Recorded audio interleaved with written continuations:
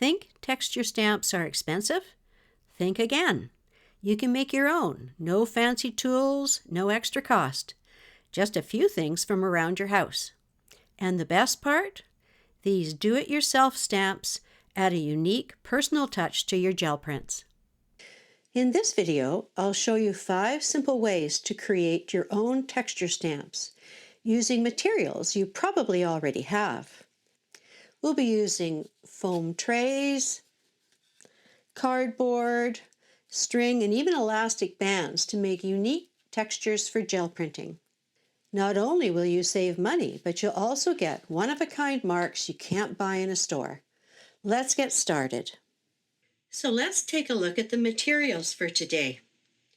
First up, from the recycling bin, we've got some corrugated cardboard, some cardboard from a cereal box or cookie box or something like that. I've got a couple of these foam trays that commonly come from when packaged meat or vegetables. And I have a wide variety of bottle caps, so different sizes.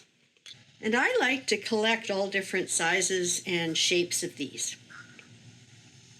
Now, other things that we're going to use that you'll have around the house, we have kitchen string, embroidery floss. I have a variety of elastic bands. Some of them come on different kinds of vegetables. And then I've just got a regular ballpoint pen. And for the adhesive today, where I need an adhesive, I'm going to be using some acrylic gel. But you can use whatever kind of adhesive you have handy.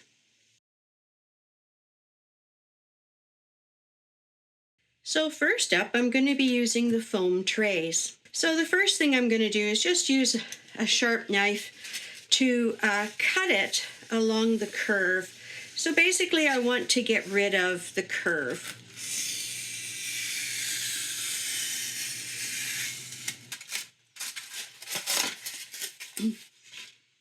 Okay, now this one I'm going to use the different kinds of bottle caps to press into the foam to make a nice indent. And this will print quite nicely. So any type of bottle cap with a kind of hard edge is good. And you just have to be able to give it a good push so that it makes an indent in the foam. You could also probably give it a whack with a hammer. Different sizes are interesting. Rather than having them all the same size. And if you like, you can have some going off the edge.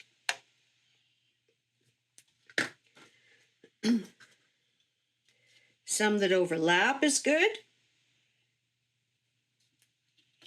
And you just have to try different sizes out to see how they work for you.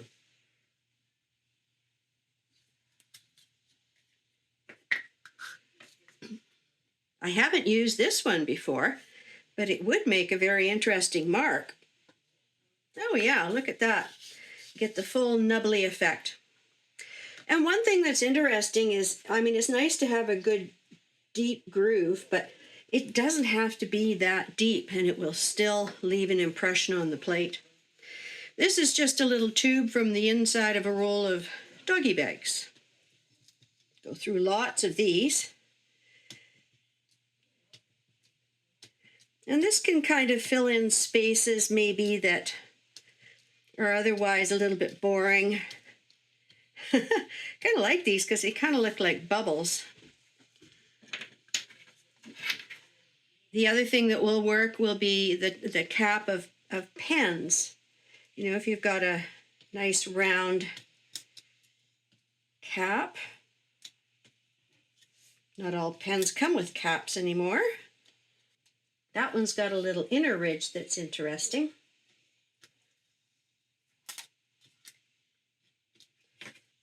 Now when I'm making these, I try not to make the pattern too even.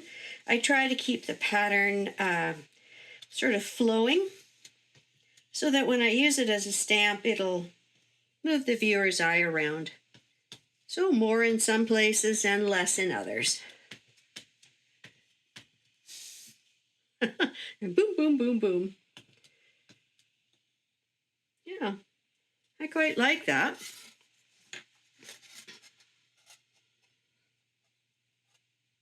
So let's see how that one prints. I'm going to roll up some paint on this one, make an impression on that one. And I'm also, once I've got some paint built up on this, I'm going to do an off print over here and see how that one looks.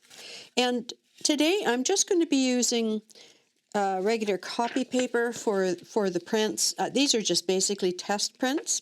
So I just want to see how these stamps perform. This is just ultramarine blue and a little bit of dioxazine purple. It's a favorite color combination of mine. Okay, now this is a little narrower than this 8x10 plate. So I'm going to start by printing it over here.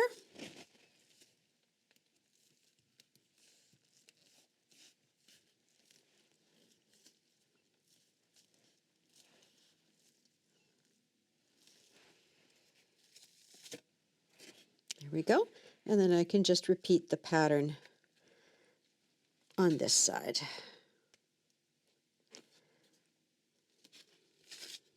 There. Now you'll notice I didn't get it inked all the way around. So I'm going to let that sit for a moment. I'm not going to off print it. I'm going to pull this print so I can see what the stamp looks like. And then I'm going to do it again. So there is a line here where, you know, because the plate wasn't the stamp wasn't the full width of the plate. And that doesn't really concern me a lot. Oh, there we go. There's the full strength one.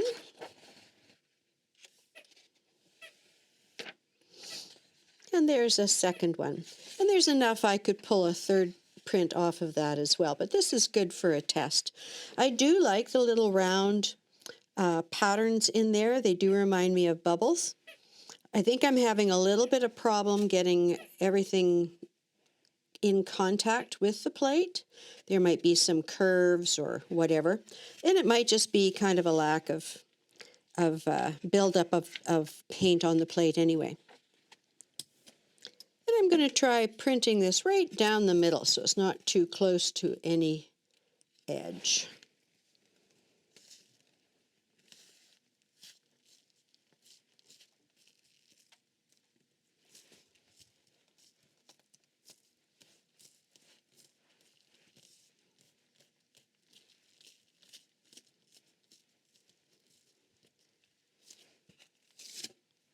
Yeah, I got a much more uniform coverage here. So I'm going to off print that over onto this clean plate.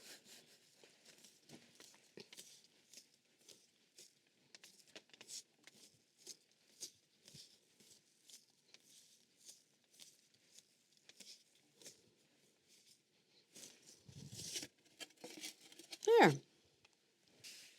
It's always interesting to see how your own plates turn out. You know how your own stamps turn out.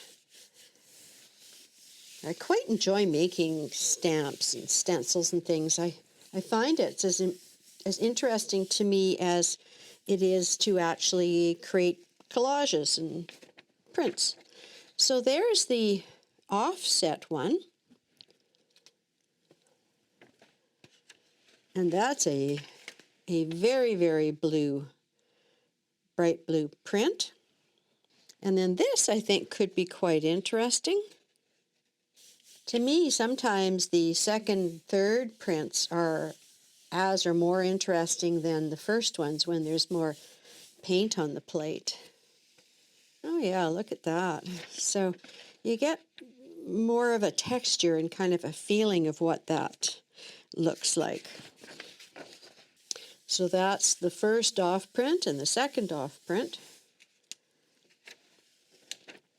And that is still a very, very strong print coming from that plate. That is the second directly from the plate. And let's see what a third one would look like. Oh yeah. See, that's quite interesting. It's more muted. Still gives me the little bubbly effect. Yeah, cool. And what I usually do is wipe this plate off and then give it a little rinse. Once I've got most of the paint off, give it a little rinse under the tap so that it stays clean going forward.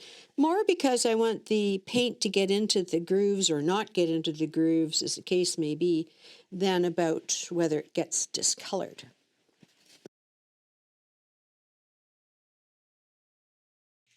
Now for this one, I want to start with a round stamp, just to be a little bit different. So I'm just using a circle. You could also use a lid. Nice thing about these foam trays is they're really easy to cut.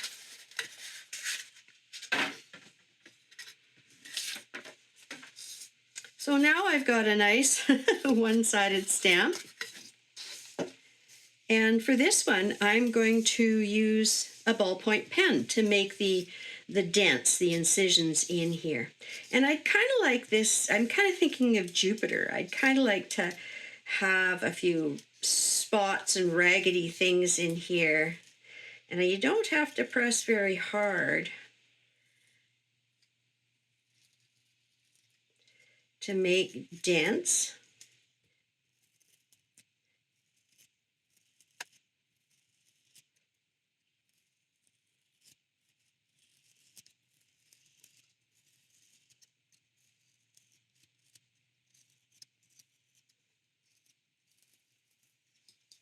There, that was very quick. I just want to make sure everything's dented, and it seems to me that it all is. There we go. Now this material comes to me and free and basically in what I'm purchasing. And it's a super material for making stamps out of.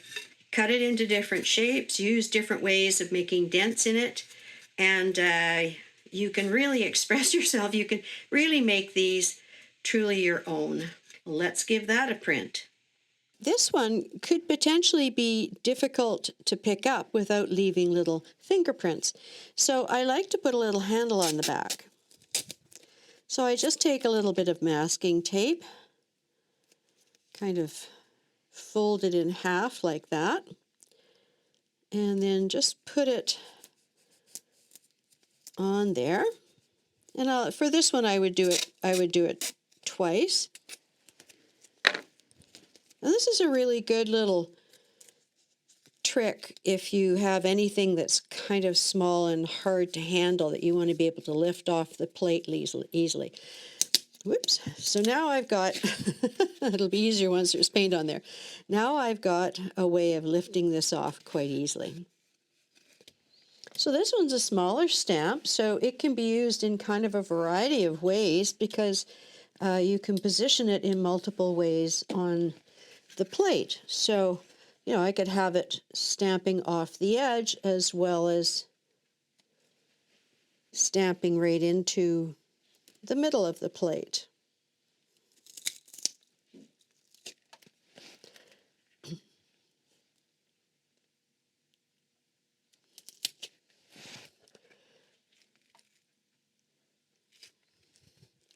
There we go. And then with the off print,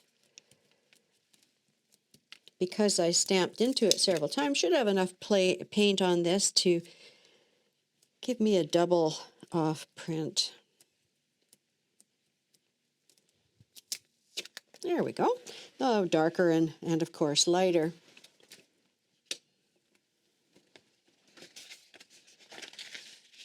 So that's the full strength print. Oops, oh dear. This was going to come out a little bit blurry because the paper touched the plate and then I pulled it back up.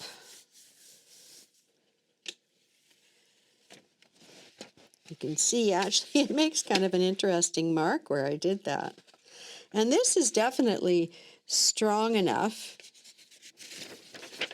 especially that green gold tends to really have a lot of lasting power on a plate. Okay, so there's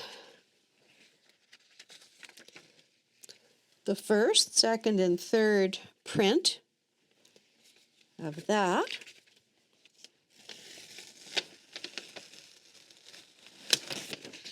And that's a first print of the off print. I don't know if there's a better name for it than that.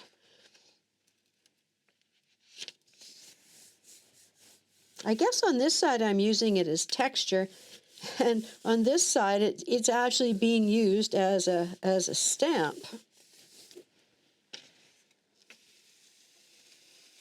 There.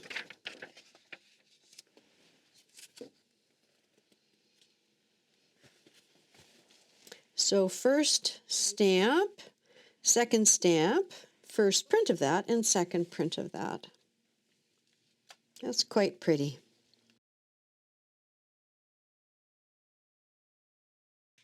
This is just a piece of corrugated cardboard packaging. And I kind of like the fact that it's got these grooves in here. It sort of gives me something to play with in terms of a design. So I've just got a circle shape here. You could get fancy and use a jar lid or compass or something like that. I have a bunch of these circles. Now to make the initial cuts on this, I'm going to use a more precise craft knife. I don't want to go all the way through the cardboard. I just want to go through the surface layer of the cardboard. So I'll use this and it'll make it a little bit easier.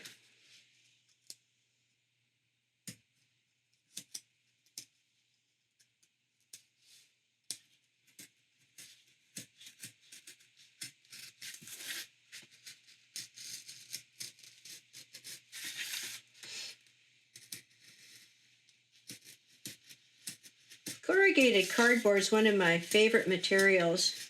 Whether I go to the effort of actually making a pattern in it like this, or whether I just wet the surface and randomly rip off some chunks, or create a strip that goes where the corrugations either go one way or the other. I just find so much flexibility.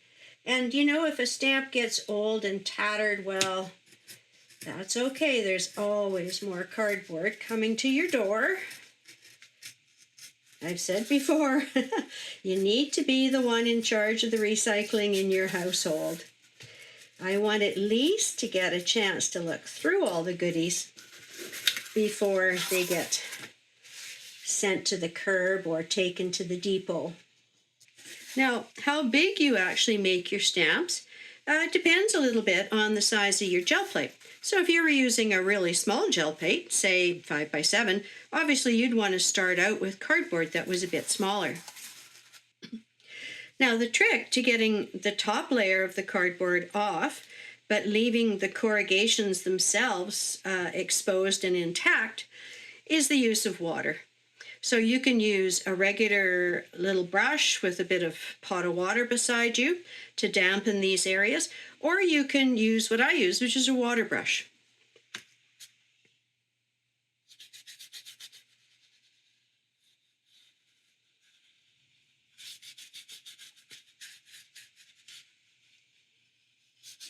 You'll be surprised at how much water it takes to actually soften the glue in the cardboard. And that's what we're actually doing. We're trying to soften the glue in the cardboard so that it peels up fairly easily.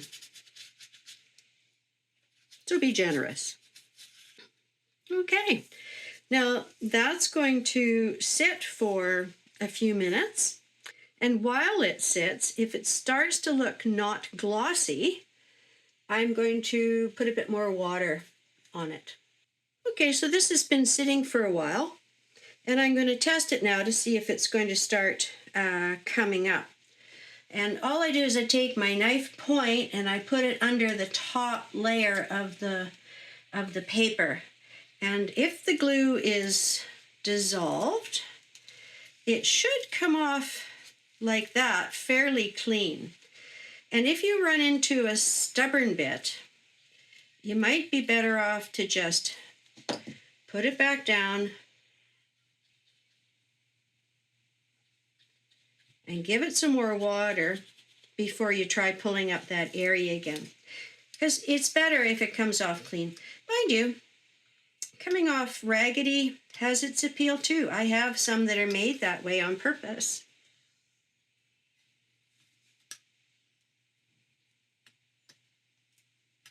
And I think that's what I like about making my own stamps. I can make them look the way I like.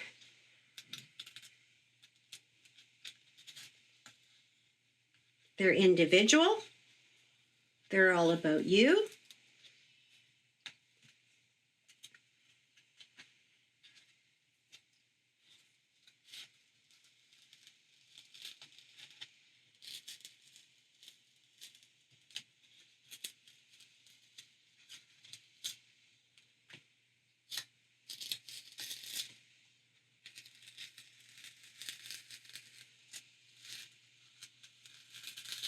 There we go. So there's that first circle revealed. So wherever I've got plain corrugated cardboard with the plain surface, it's going to be fairly flat when I stamp it into the paint on the plate. And of course, where it's corrugated, it'll be all in ridges, which is kind of what I like about this. Well, that's going to be quite an interesting stamp. If you like using corrugated cardboard in your gel printing, please leave a comment and let me know how you use it. So let's take a look at how this corrugated cardboard one stamps. Quite interested to see. It's obviously way too big for this plate, but that's okay. I can print part of it and then stamp it over here, see what it looks like. There we go.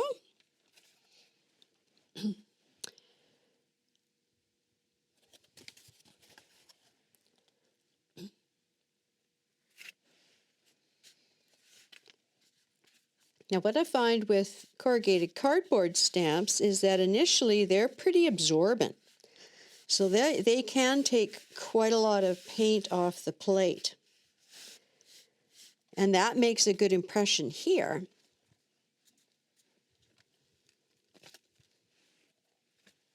Oh, yes. But as you can see, there's not really enough on here yet to make a good off print. But let's try it and see what happens. This may be a case where you'd have to use this one a few times before you got a really good impression.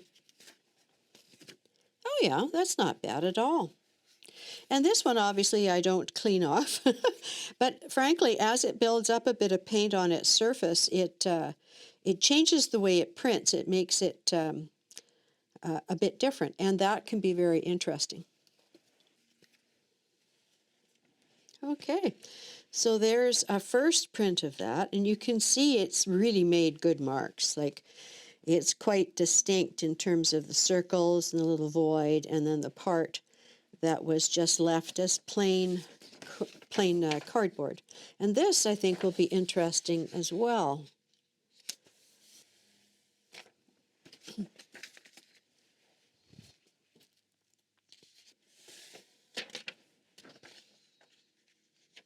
Oh, that's great. Oh, so I quite like that stamp. I think that's going to be a dandy, and I'll be able to use it on my larger prints too. You know, it's a big enough one that I can use it on this one or my bigger plate. And then let's see how the off print did.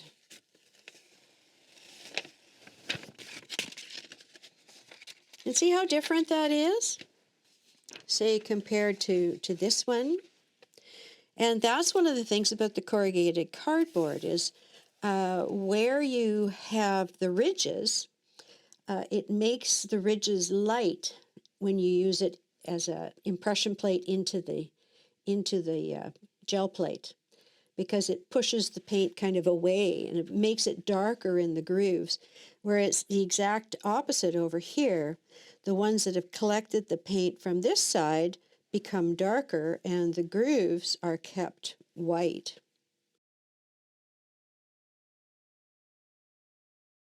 So the next one just needs any kind of stiff board. Could be scraps of mat board. This is a cereal, well, cookie box. Or it could be corrugated cardboard too, as long as it's stiff. And so if it's not stiff enough, then just put 2 layers in. And this one's really easy to do because we're just taking elastic bands that have made their way to my house on broccoli or asparagus. Some of the smaller ones come on other kinds of things such as parsley and herbs.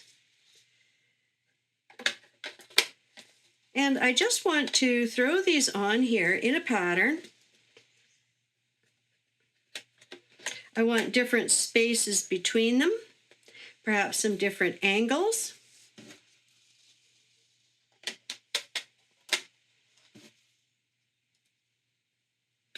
Sometimes it's nice, whoops, that one's a bit big, that's okay. You'll get enough paint on it eventually to glue down. Now just a note, this one will be usable on both sides of the cardboard. So, you know, this side will be usable as well. There we go. Got some different spacing. Got some angles. Have a little bit of lump in the cardboard there, but you know, hey, it's all texture, right? So we'll see how this one prints up.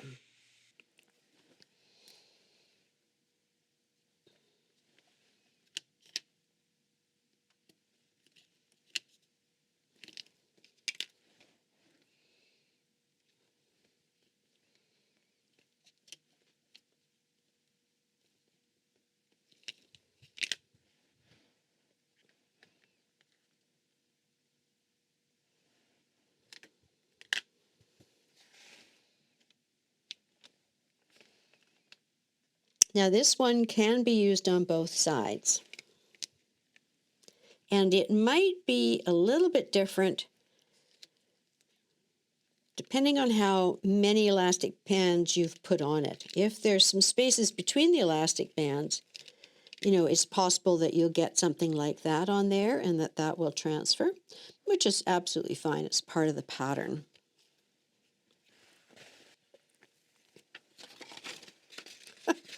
Ooh, I got myself a bit gooey there. So that's not a very clear texture, possibly because I had a lot of paint on this plate, possibly just because of the wiggliness of the elastic bands. But that's not to say whether it's, you know, good or bad. It has made some interesting texture on that plate. There's one that's definitely leaning more to the yellow. And then a third one that's even got more yellow in it. Little less texture than I was expecting. I thought those elastic bands might be a little bit more clear. Oh yeah, look at that. So the off print of it gave me a quite a clear image of the elastic bands. I'm not sure if there's much left on there to pull up, but I find if you don't try, you miss some good stuff. So it's always worthwhile, at least with the Golden Open, it's always worthwhile taking an extra impression. Yeah, there we are. So that's quite interesting. Quite a bit more definition on this, and a lot of voids, of course, because the elastic bands were the part that pressed into the paint. There was only a few spots of where the cardboard was pressed into the paint. So when I off-printed it, of course, then there's no paint to be picked up in between the elastic bands. So definitely an interesting effect to remember.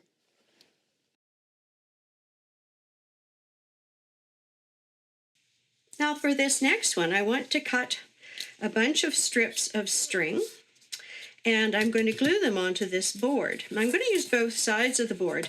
I can make two stamps out of the one thing. And I can either use string in different thicknesses.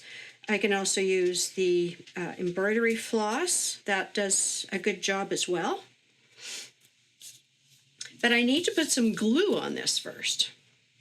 So I'm not going to do that on top of my cutting mat because that would make a mess. I'm just going to do it on top of this paper. So I need a thicker glue. If I used my just ordinary medium, acrylic medium, it wouldn't be quite thick enough to hold on to the string very well. So I'm just going to put a thin layer of this acrylic gel. Now again, this could be any type of rigid surface, so cardboard, cereal box board, scraps of mat board if you've got that, bits of foam core, they work well, but I don't usually have those in the recycling. Okay, let's give that a try. And by the way, your fingers are going to get messy. It's just kind of the way it is.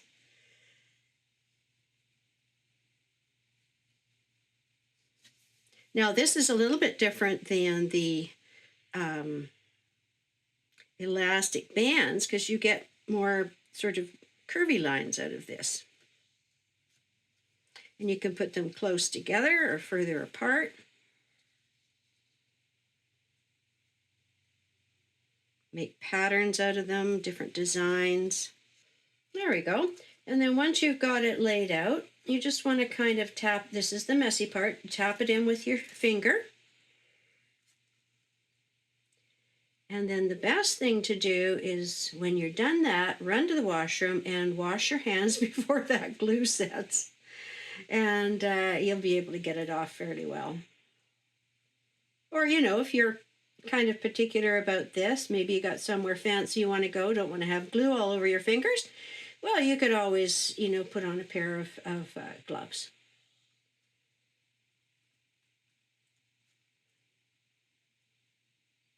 There we go. So now I have to wait till that for that to dry. Once it dries, I can do the same thing on the opposite side.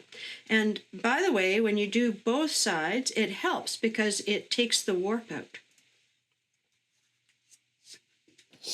So this is my last plate to test out, the last plate I made.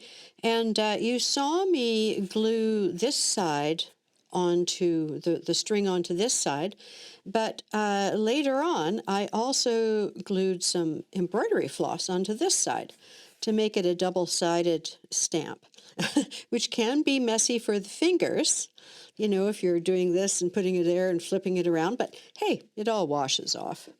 So I'm going to go back to kind of a royal purple type color, I think. I do love my purple. Okay.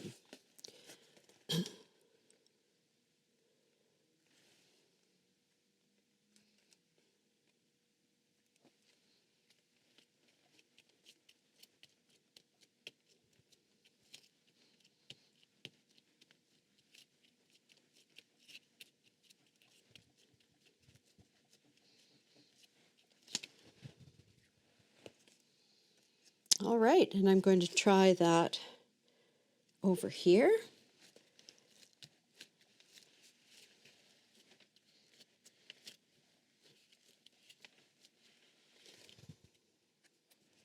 Oh yeah. Now these ones could be closer together even if you didn't want to have that stuff that's in between. But I don't mind that. I think that works out just fine. And that's the neat thing about making your own texture stamps is you can do it the way you like it. And experiment. Try small ones to begin with and experiment with them. Test them out. See if you like it. If there's something you don't like about it, try it again. Make it and modify it. I mean, I could even glue more things onto here if I felt like it. There we go. So that's the first. Oh, that's gorgeous. And there's one more. Oh yeah. And of course it's splotchy because of the way that I apply the paint to the plate directly and then roll it out and let it splotch. If you didn't like that, you could pre-mix your paint and then apply it and roll it out and it would be nice and smooth. So it really just depends on what effect you're looking for. So this is the first, the second, and the third off of that side of that plate. And then this side, oh yeah, you can really see the embroidery floss texture. There we go. That one's fainter but quite subtle. So there you have it. 5 easy ways to make your own texture stamps using simple everyday materials. Each one creates a unique effect on the gel plate. And the best part? No expensive art supply is needed. If you're excited to try one of these, let me know in the comments which one caught your eye. And if you want to take your gel printing further, check out my video on mastering layered gel prints. It's packed with ideas to help you build even more depth and texture in your prints. Thanks for watching. Don't forget to subscribe for more gel printing ideas, and I'll see you in the next one.